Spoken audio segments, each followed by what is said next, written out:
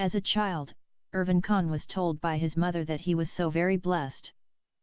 According to her, Irfan was born in the holy city of Mecca, on a Friday afternoon during the public congregational prayer, and in the holiest month of Ramadan, when all adult Muslims are required to fast from sunrise to sunset. The significance is magnified by his mother's story, which claims that he was born on the last Friday of Ramadan, which is known as the Laylat al-Qadr, the night of spiritual power. It is the anniversary of the night that Muslims believe the first verses of the Quran were revealed to Muhammad by the angel Gabriel. His mother claimed further that while Irfan was coming out of her womb, she heard the muezzin calling the faithful for their Friday public prayer. Irfan's mother told him many fairy-like stories about his conception and delivery. She claimed to have seen angels on the day her son was conceived in her womb, and on the day he was born. As soon as she delivered him, she claimed she saw a huge halo of bright light coming out of her vagina and lit the lands of the east and the west. According to his mother, Irfan's father was a very wealthy Muslim from the Kingdom of Saudi Arabia. He was a direct descendant of the Prophet Muhammad. She also told him that his father was a very handsome man. Oddly, his father was a Saudi but looked as fair as a white man. She went on to tell Irfan that his father was one of the richest men in the holy city of Mecca. He was a multimillionaire and a business tycoon. And so her story went. According to another version of that long story, Irfan lived with his Arabian father and Indian mother for 3 years in the holy city. Then, his mother quarreled with her Saudi husband because he took another wife, which resulted in their estrangement and subsequent divorce.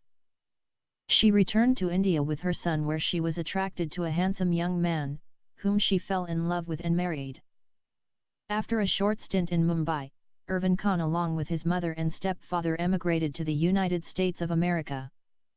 In the 10 years abroad, the family welcomed 2 new baby boys, and his mother divorced his stepfather and once again, returned to her homeland.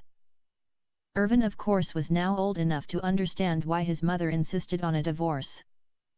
His stepfather, like his father before him, fell in love with a young Indian girl and married her. It was a second Islamic marriage, permissible in Islam to have 2 wives at the same time, but illegal in the States.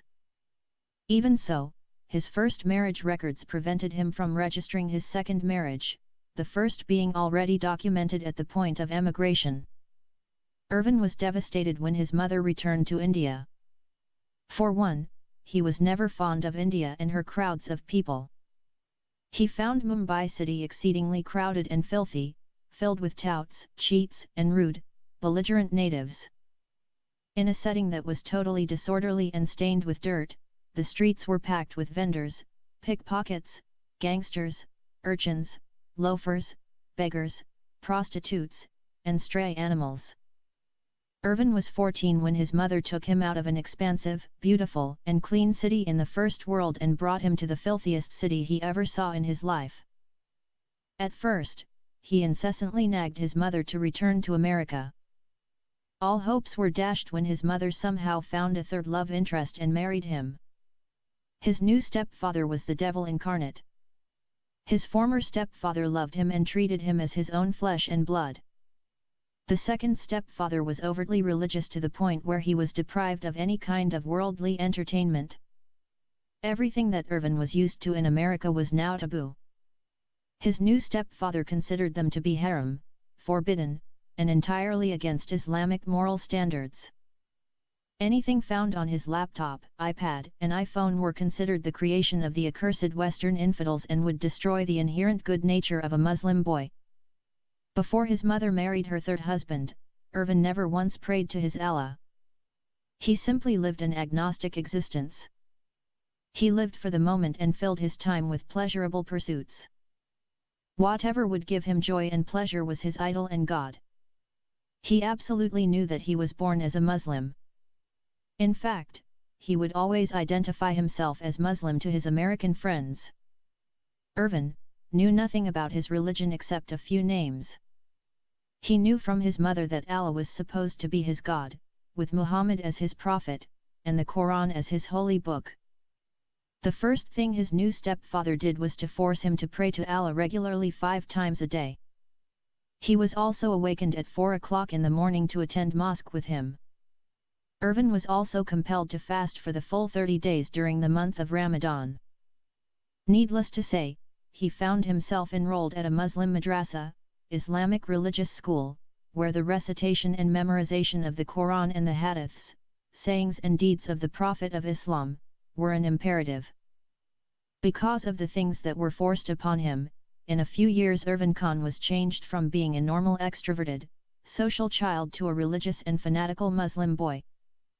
The complete and utter change left him no other choice but to comply, resulting in him being brainwashed. His 10 early years in the US had left him Americanized to a large degree. His return to India and his mother's marriage to a mullah, who just happened to be the imam of the largest mosque in the Muslim-dominated town of Mumbai, within the cosmopolitan confines of Mumbai, resulted in him being divested of his Western values and becoming Islamized. Irvin did well in his religious studies and mastered all the teachings of Islam.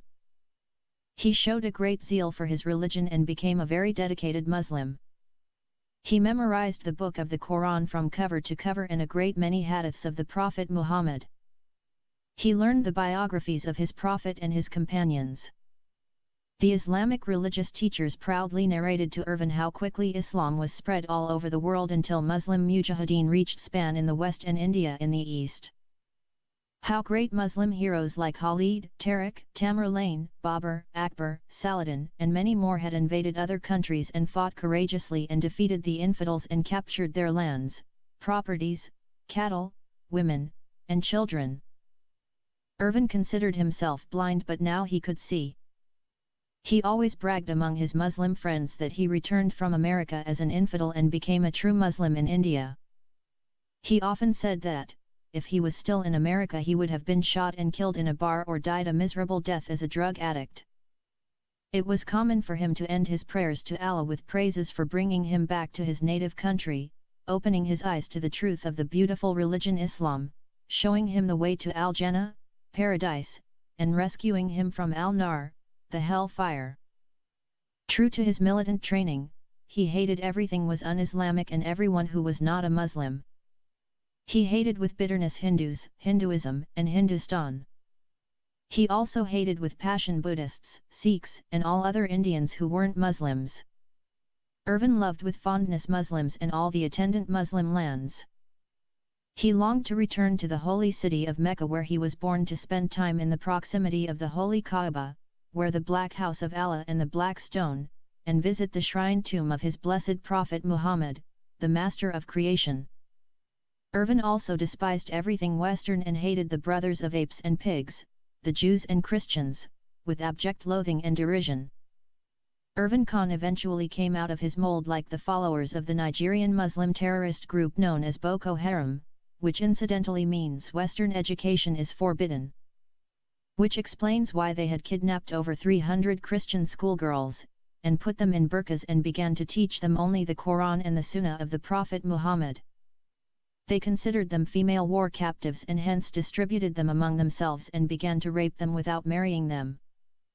Boko Haram's Muslim terrorists abolished and banned Western education and had vowed to blow up every school with a Western curriculum.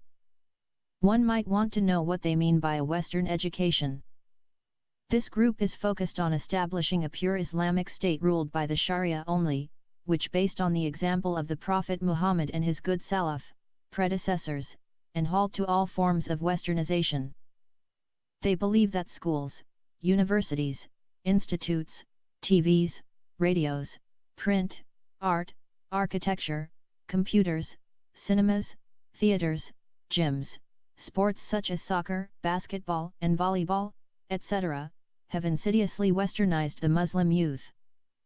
At this point, Irvin's love and zest for Islam and his attendant hatred toward non-Muslims remained principles which had never been acted upon. While not bona fide terrorist, he was definitely had potential as all Muslim youth have. He was a sleeper cell who inconspicuously remains dormant in an un-Islamic community until activated by his Muslim leaders to perform acts of terrorism and kill the enemies of his Allah and Prophet. Irvin nursed a strong desire to travel to Turkey, Syria, or Iraq to become one of the Islamic State, ISIS, soldiers. Whenever the FBI foiled an imminent terrorist plot, invariably with the help of an informant, it is common to hear testimonies from classmates and neighbors of the suspects insist how they were exemplary students and good neighbors. What they are telling you is that a terrorist is not a criminal or morally perverse person that one recognizes through his obvious antisocial behavior. He appears to people around him as friendly, morally sound, and absolutely benign to his neighbors, classmates, or colleagues. He appears friendly and sociable, but harbors hatred and bitterness to all that are not Muslim. He is like the Pharisee, a social hypocrite. All the Muslim terrorists like whitewashed tombs, which look beautiful on the outside but house decaying, unclean remains of the dead. Before exposure, if any, they appear to the people as righteous, but on the inside they are full of hypocrisy and wickedness. Matthew 23, 27-28. Irvin's hatred simmered like a dormant volcano. The movie of The Child Bride and The Old Man of Arabia supplied the impetus for his volcano. He had not been to a movie theater for a long time, but coming out of a particular Friday public prayer, he heard his stepfather condemning a movie from the pulpit. He mentioned it by name and described it as the most offensive and inaccurate representation of the beautiful life story of Prophet Muhammad. The Imam, the stepfather, wept, and all the congregation wept with him while he was condemned the provocateurs. The sermon catalyzed Irvin, who went to the market to pick up an illegal DVD copy off one of the many pavement hawkers. When Irvin Khan watched the movie, he was aghast that anyone could depict his gracious Prophet Muhammad in such a disrespectful and disgraceful manner. To Irvin's warped mind, this could only be a threat to the Islamic world. The world now thought that the Prophet Muhammad had married a 6-year-old female child, tied her up for 3 years, and raped her when she was 9. Irvin did not believe for a second that his holy prophet could do such evil deeds with a female child. Although, Irvin, like many Muslims, had read the Quran and the Hadiths and should have known the case of his prophet's child bride, Aisha, still he was taught that his prophet was perfect, infallible, and did not commit a single sin. Some Muslims admit that Aisha was 9 when Prophet Muhammad began to have sex with her. Nonetheless, they argued that the companions of the Prophet, men and women, were huge and tall people, that a girl of 9 at that time would be bigger in size than the girl of 18 today. For that reason, Aisha was already proposed by another man before Muhammad married her. Irvin always heard very good things about his prophet. He had beautiful and heroic images of the Prophet of Islam floating around in his subconscious. He learned that his Prophet Muhammad was the master of creation, created spiritually, morally, and intellectually in perfect form, came to complete the moral perfections, sent as a mercy to mankind, etc. Irvin was told by his Islamic teacher one story about how his prophet was so kind towards his enemies, especially his sworn enemies, the Jews. In fact, the story of the Jewish neighbor who threw trash at the Prophet's doorsteps is known by all Muslims of the world. According to the story, the Prophet Muhammad had a Jewish neighbor, and this person used to every morning throw his garbage at the doorstep of the Prophet's home and on the head of the Prophet when he passed. The Prophet would then pick it up and throw it in the disposal area along with his personal trash. One morning the Prophet didn't see any garbage on his doorstep or on his head, and he didn't really care much about it. The next morning same thing, and so on. So the Prophet went to that Jewish neighbor and paid him a visit to check on him. The Jewish neighbor was sick and he was in bed. The Prophet then started taking care of his Jewish neighbor, and the Jewish very soon embraced Islam because of the Prophet's compassion and high morals. This story has many versions. One version said the wicked neighbor was a Jewish man, a second version said the bad neighbor was a Jewish woman, a third version said the evil neighbor was a little Jewish boy, a fourth version said the nefarious neighbors were many Jewish people, a fifth version said the despicable neighbor used to throw his own shit and that of his wife and children at the doorsteps of the Prophet Muhammad, and yet one more version went to the extent of telling that the immoral Jewish neighbor used to relieve himself at the door of the prophet, in other words, he made the prophet's doorsteps his own toilet. The main problem of this story isn't the gender, age, or number of the wicked neighbors, but the authenticity of the tale itself. This story is not to be found in any authentic Islamic religious textbook, and it seemed to be a fabrication or invention of later generation of Muslims. One Muslim student at the prestigious Islamic University of the Al-Azhar al-Sharif asked his Islamic professor of the Department of the Hadith about the authenticity of the above story. The professor gave his answer in the form of a fatwa, religious decree. After careful research, we could not find this story in any of the literature on Hadith, Sunnah, sayings and deeds of the Prophet Muhammad, or the biography of the Prophet, may the prayers and peace of Allah be upon him, available to us, so it may be a fabricated story. Allah knows best. Fatwa number 293674. Nonetheless, the movie of the slum girl, Ifat Khan likened the Prophet Muhammad to the foot and shoe of the author of the book upon which the movie was created and depicted him as a despicable pedophile. Worse than that, during crowning her as Miss World in London, UK, that blasphemous slum slut had threatened to spit on the Holy Quran. Deliberately, Irfan Khan placed his right hand on his Holy Quran and proclaimed a solemn vow that he would not rest until he had killed the blasphemous Indian slum whore who wrote that untrue story about the greatest prophet of all time. His faith was now being challenged and was at risk. The first thing Irfan did was to find out where the Indian slum girl lived.